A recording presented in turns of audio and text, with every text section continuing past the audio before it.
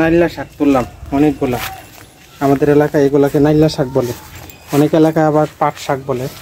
কিছু কলমি শাক তুললাম, লেবু তুললাম, তারপরে এই যে পাট শাক তুললাম। ধন্যবাদ সকলকে ভিডিওটি দেখার জন্য। এরকম ভিডিও পেতে অবশ্যই আমার চ্যানেলটি লাইক, কমেন্ট এবং শেয়ার, সাবস্ক্রাইব করে আমার পাশে থাকুন।